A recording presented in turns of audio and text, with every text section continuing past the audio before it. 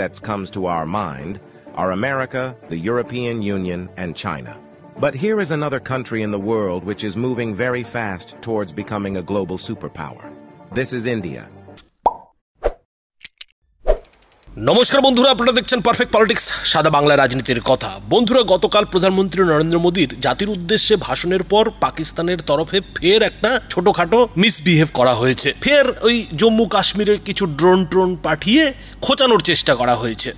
যদিও সেই সব ড্রোন চালিয়ে তো আর এখন আর লাভ নেই। পাকিস্তানকে যে ধরনের মার দেওয়া হয়েছে, যে ধরনের কেলানি দেওয়া হয়েছে, তারপর থেকে পাকিস্তান নিজেকে বাঁচাতে কি করবে সেটা এখন পাকিস্তানিরা ভাবছে। পাকিস্তানিরা তো প্রথমে বেশ আনন্দ উৎসব করেছিল, বেশ নাচতে কুদতে শুরু করেছিল, লাফাচ্ছিল যে তারা জিতে গেছে। কিন্তু দিনের শেষে যত সময় গড়াতে থাকলো, সময় গড়িয়ে যেতে থাকলো, তখন আস্তে আস্তে পাকিস্তানিদের কাছে পরিষ্কার হতে শুরু করলো যে ভারত আসলে পাকিস্তানের কত গভীরে গিয়ে প্রত্যাঘাতটা করেছে। এবং ওই যে প্রধানমন্ত্রী বললেন না যে একেবারে বুকের ওপরে পা দিয়ে আঘাত করা, সেইটাই কিন্তু এখন পাকিস্তানিরা ধীরে ধীরে বুঝতে পারছে। আর যতই বুঝতে পারছে ততই কিন্তু পাকিস্তানিদের সেই যে নাচন কোদন, আনন্দ উৎসব, সেই সব মাটি হতে বসেছে। কিন্তু বন্ধুরা, আজকের এই ভিডিওতে আমরা পাকিস্তান থেকে নজর সরিয়ে অন্যদিকে একটু নজর দেব আমেরিকার দিকে। কেননা আমেরিকা একটা বিশেষ ভূমিকা পালন করেছে এবারের যে ভারত পাকিস্তানের লড়াই, সেই লড়াইয়ের মধ্যস্থতায়। যদিও আমেরিকা পরে থেকে বলেছে যে ভারত পাকিস্তান কাশ্মীর নিয়ে কি করবে না করবে সেটা ভারত পাকিস্তানই ঠিক করুক। কেননা ভারত কিন্তু পরিষ্কার জানিয়ে দিয়েছে যে কাশ্মীর নিয়ে ভারতের যে অবস্থান, যে কাশ্মীর নিয়ে কথা হবে শুধুমাত্র ভারত পাকিস্তানের মধ্যে, দ্বিপাক্ষিক বৈঠক হবে, এর মাঝখানে তৃতীয় পক্ষের নাক গলানো যাবে না। সেইটাকেই কিন্তু শেষ পর্যন্ত আমেরিকা মেনে নিয়েছে এবং যুদ্ধ থামিয়ে দিয়ে আমেরিকা আবারও তার নিজের অবস্থানে ফিরে গেছে যে যা করার ভারত পাকিস্তান নিজেরাই করবে।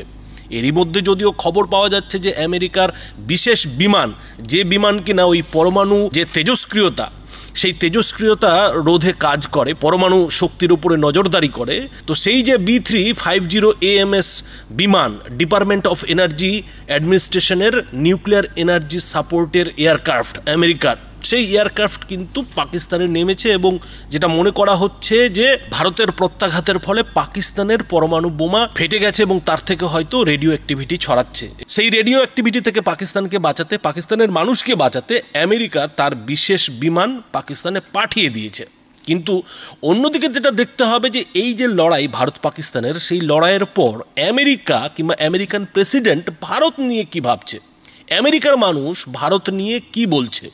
তো বন্ধুরা, আজকে কিন্তু একটা আশ্চর্য জিনিস দেখলাম এবং সেই জিনিসটা হচ্ছে যে খোদ আমেরিকান প্রেসিডেন্ট ডোনাল্ড ট্রাম্প তিনি একটা এক্স হ্যান্ডেলে টুইট করছেন, যেখানে লিখছেন যে American TV channels are showing the world what India's up to and what's coming next.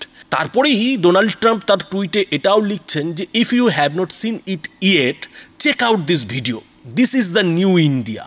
এই যে নিউ ইন্ডিয়া বলে যে চ্যানেলের, আমেরিকান চ্যানেলের একটি ভিডিও টুইটারে এক্স হ্যান্ডেলের American president Donald Trump tweet করেছেন, পোস্ট করেছেন, সেই ভিডিওটিতে আমেরিকান চ্যানেল বলছে যে ভারত সুপার পাওয়ার হওয়ার দিকে কিন্তু অনেকটাই এগিয়ে গেছে। ভারত কিন্তু সুপার পাওয়ার হতে চলেছে। আমেরিকা, রাশিয়া, চীনের পর ভারতও এবার পৃথিবীর সুপার পাওয়ার হতে চলেছে। এবং সেখানে বলা হচ্ছে যে আমরা আমেরিকানরা, ইউরোপিয়ানরা শুধুমাত্র এই 4টি দেশের সুপার পাওয়ারের কথা বলি, কিন্তু ভারত যে তলে তলে কতটা উন্নতি করে ফেলেছে, কতটা আর্থিক অগ্রগতি করে ফেলেছে, কতটা সামরিক শক্তি বাড়িয়ে ফেলেছে, সেটা কিন্তু এই ভিডিওতে দেখানো হয়েছে। এবং সেটা কিন্তু আমেরিকার মানুষকে, সারা বিশ্বকে ডোনাল্ড ট্রাম্প তার টুইট বা এক্স হ্যান্ডেলে দিয়ে দেখতে বলছেন যে if you have not seen it yet, check out this video, this is the new India. অর্থাৎ ডোনাল্ড ট্রাম্প কি বলতে চাইছেন? দেখুন বন্ধুরা, ডোনাল্ড ট্রাম্পকে নিয়ে এর মাঝখানে অনেক বিতর্ক হয়েছে। ডোনাল্ড ট্রাম্প যেভাবে মাঝখানে এই ভারত পাকিস্তানের লড়াইয়ে নাক গলিয়ে ফেলেছেন, তাতে ভারতের অনেক মিডিয়া এই নিয়ে সমালোচনাও করেছে এবং বিরোধীরা তো প্রধানমন্ত্রী নরেন্দ্র মোদীর দিকে আঙুলও তুলছেন যে শেষ পর্যন্ত কি আমেরিকার চাপেই ভারত পাকিস্তানের উপরে হামলা বন্ধ করে দিল। কেননা এটাই তো একটা ভালো সুযোগ ছিল, বড় সুযোগ ছিল পাক অধিকৃত কাশ্মীরকে ভারতের করে নেওয়া। এটাই একটা সুযোগ ছিল পাকিস্তানের কোমর ভেঙে দেওয়া। কিন্তু হঠাৎ করেই যেভাবে আচমকা যুদ্ধ থেমে গেল, লড়াইটা থেমে গেল এবং ডোনাল্ড ট্রাম্প টুইট করে তার ক্রেডিটটা নিলেন, সেটা নিয়ে যেমন ডোনাল্ড ট্রাম্পের প্রতি ভারতের কিছু মানুষ, কিছু মিডিয়া ক্ষোভ প্রকাশ করেছে, ঠিক তেমনই রাজনৈতিক বিরোধীরা কিন্তু প্রধানমন্ত্রী নরেন্দ্র মোদীকে প্রশ্নচিহ্নের মুখে দাঁড় করিয়ে দিয়েছেন। এবং আগামী যে সংসদ অধিবেশন হবে, সেই অধিবেশনে যে এ নিয়ে কেন্দ্রের ক্ষমতাসীন দল বিজেপিকে কিংবা প্রধানমন্ত্রী নরেন্দ্র মোদীকে প্রশ্নের মুখে পড়তে হবে, সে বিষয়ে কোনো সন্দেহ নেই।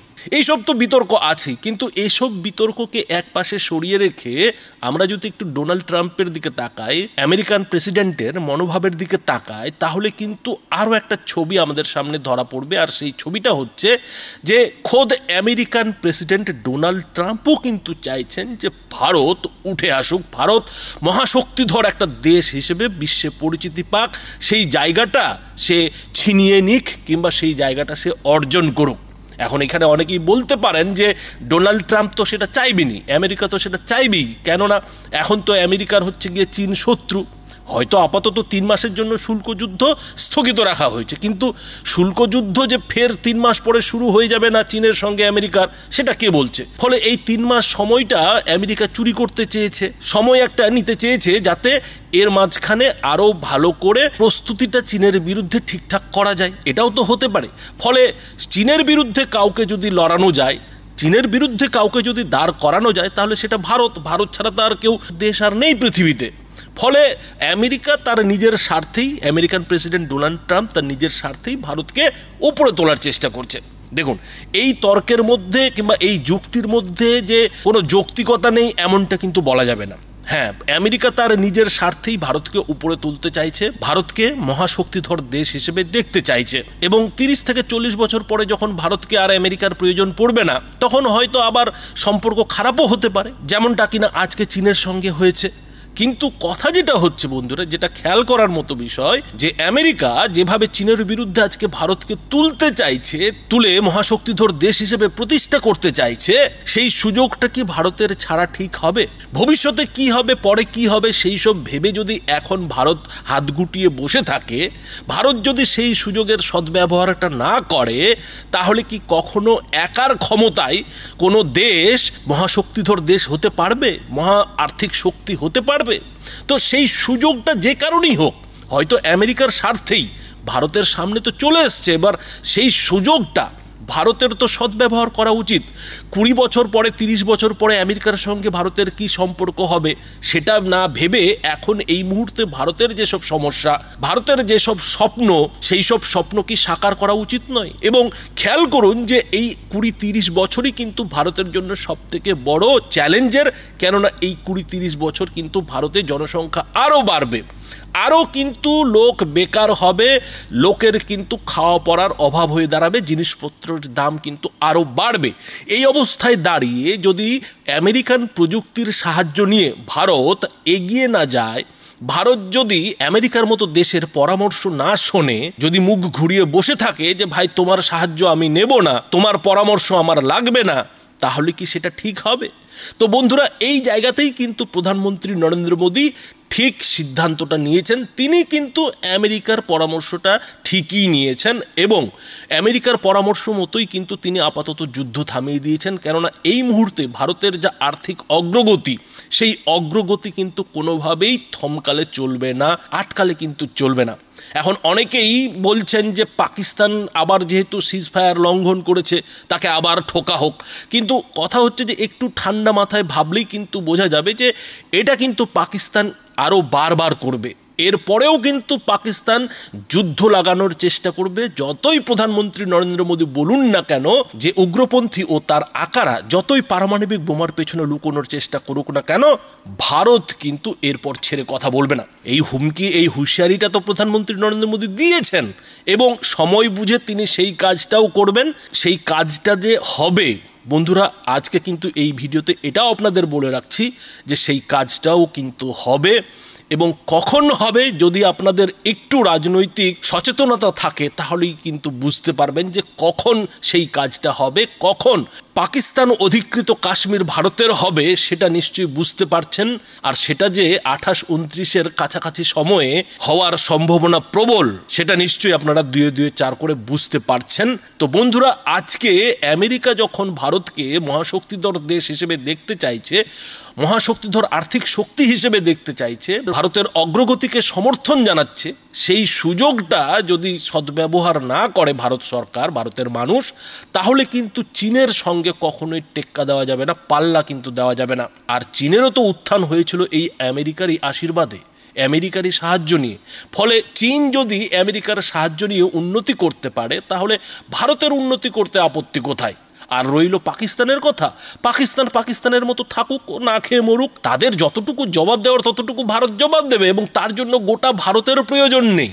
ভারতের একটা রাজ্যই পাকিস্তানের জন্য যথেষ্ট, ভারতীয় সেনার একটা বাহিনী পাকিস্তানের পুরো ফৌজের জন্য যথেষ্ট। ফলে শুধুমাত্র পাকিস্তান করে দিন কাটালে তো আমাদের চলবে না, ভারতের চলবে না, ভারতের মানুষের কিন্তু চলবে না। কেননা যখনই এই যুদ্ধের জ্বর নেমে যাবে তখনই কিন্তু প্রত্যেকের পেটে টান পড়বে, প্রত্যেকের কিন্তু কাজের দরকার হবে। আর সেটা যদি না হয়, সেটা যদি ভারত সরকার না দিতে পারে, মোদী সরকার না দিতে পারে, তাহলে কিন্তু আজকে যারা যুদ্ধের জন্য মোদী সরকারকে পরামর্শ দিচ্ছেন তারাও কিন্তু ভবিষ্যতে মোদী সরকারের সমালোচনা করবেন, আর সেটা কিন্তু মোদী সরকারও জানে।